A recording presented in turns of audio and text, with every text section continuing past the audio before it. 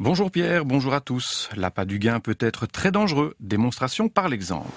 Surfons tranquille, le web sans souci avec Olivier Bogart. C'est le site zatas.com qui rapportait récemment cette information. En 4 heures, un hacker tunisien a réussi à piéger plusieurs centaines d'internautes francophones. Il se nomme sur Internet K3M. Ce Tunisien de 22 ans a choisi de s'inspirer de l'identité du célèbre hacker américain Kevin Mitnick pour agir.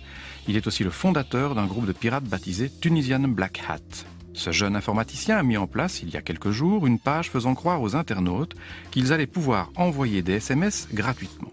En créant cette page, il avait pour objectif d'obtenir des statistiques concernant les mots de passe dont font usage ses visiteurs. Et pour les obtenir, il a joué sur la gratuité de ce service de SMS. Pour pouvoir utiliser le dit service, il fallait fournir numéro de téléphone, identifiant et mot de passe MSN Hotmail.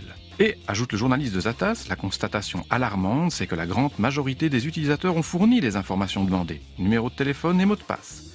Et ce qui est encore plus alarmant, c'est que la moitié des internautes piégés utilisent leur prénom ou leur numéro de téléphone comme mot de passe.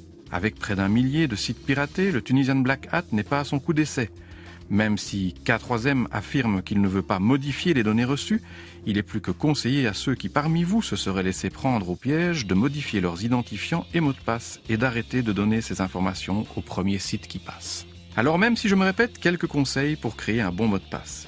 Si vous devez le composer, utilisez des lettres en minuscules et en majuscules, ajoutez-y un chiffre de votre choix et terminez par un symbole, celui de l'euro par exemple, ou encore un point d'exclamation.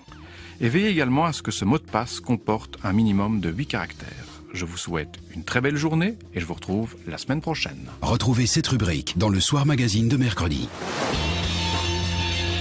Surfons tranquille, également en podcasting ou en version texte sur classique21.be.